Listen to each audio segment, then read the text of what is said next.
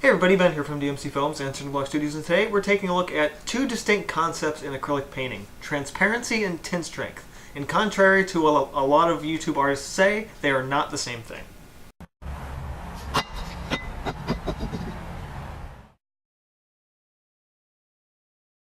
So a little earlier this year, I made a video called About Paint Opacity. And in that video, basically, it was a little bit of a rant regarding some information that I had seen another YouTube artist do, which is saying that if the paint doesn't completely cover up a color underneath it, it's not as good, and it's not as good of a paint, and the quality isn't as good, which is a lie. It's not true at all.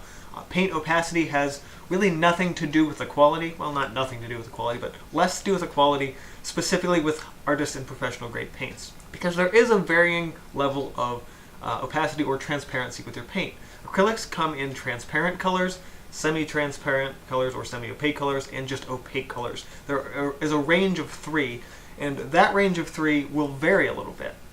Now within that range of three, specifically in transparent colors, there's also the difference between transparency and tint strength, which, as I mentioned before, is not the same thing.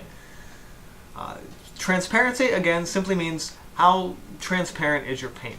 Down in front of me here today, I actually have some zinc white and some quinacridone magenta painted over a couple of black lines. That basically is just to simply show you that, yes, these colors are both transparent acrylics. And they're made this way specifically to be transparent colors and to use in more sort of glazing techniques and sometimes just simply as mixing colors. What you can't usually tell, and depending on who the manufacturer is, you may not be able to tell it all until you start working, is what the tint strength of the color is. Now, this is one thing I really love about Golden's paint tubes, is that on the back they have the transparency, how gloss or matte the color is, the thin or thickness of the paint, and then the tint strength. And they list those with little slider bars, basically, to kind of give you an understanding of where they sit on, even if you could measure them in a 1 to 100 range, you can kind of give yourself an understanding of what the level of each of those parameters is. Now, with these two colors, zinc white and quinacridone magenta, while they are both highly transparent colors, they're actually probably pretty close in terms of their level of transparency, off by maybe a couple of points.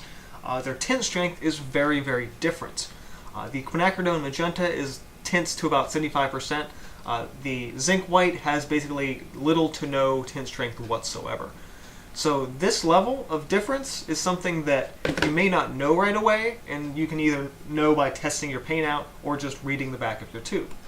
And the concept behind knowing this is knowing that the level of transparency and the level of tint strength are things that you should consider when buying your paints, especially if you're more particular about your colors, like I am, but also not to think of a color as being transparent, as being lower quality. It's just different and used for different things. Now, to help illustrate this better, I'm going to take both of these colors and mix them with a little bit of yellow ochre. Yellow ochre, I feel, is a good sort of mid-range color in terms of tint strength, as well as being a very opaque color, so you can kind of get a better understanding of what both of these colors do when mixed with another color. Normally I might use white, but we're mixing zinc white today, so it doesn't really work white into white, you know. So I'm actually going to be a little bit messy today and just mix everything right on my paper. Just kind of feeling a bit lazy. I just have some water off to the side, but we're just doing a couple of quick, simple mixes just to show you exactly what I'm talking about in terms of mixing here. So again, zinc white, a highly transparent color, but has a very low tint strength. The reason why you might want low tint strength is to make sure a color doesn't overpower your painting. Again, doing simple, quick glazes, whether that be with the assistance of a glazing liquid or an acrylic gel, or simply just using the paint straight out of the tube as a glaze, can be a really effective method of painting. Quinacridone magenta, on the other hand, again, highly transparent color, but has better tint strength, which means it's better for mixing. So, I lost my brush. Okay, it was in the bucket. Just using a little small round today. So, usually when you have a highly transparent color, to mix into another color, you would use a lot of that paint. And it's very easily you could waste it. So for this, I'm just going to grab a tiny little bit of the yellow ochre on my brush and go into the zinc white. And as you can see, that yellow ochre very quickly overpowered that color. And what you're left with for that zinc white, again, it still keeps the color pretty transparent, but overall, it hasn't changed that color much. As you saw, you didn't need a ton of the yellow ochre to really just completely change the color of that paint. And the same would go if I was trying to mix it white into yellow ochre, because at that point I would need more and more and more paint to get it to sort of the color that we have here. So it's always easier to mix darker into lighter in that regard. Now we're going to take roughly that same amount of color of the yellow ochre and go into the quinacridone magenta. And as you can see, that yellow ochre pretty much disappeared.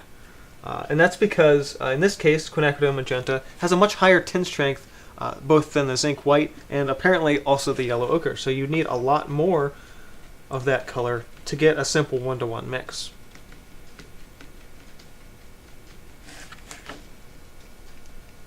Like so. So at the end of the day, if you're using perhaps two transparent colors side by side, one with high tint strength and one with low tint strength, you're going to get a highly transparent color that perhaps mixes a little bit differently than you might think originally.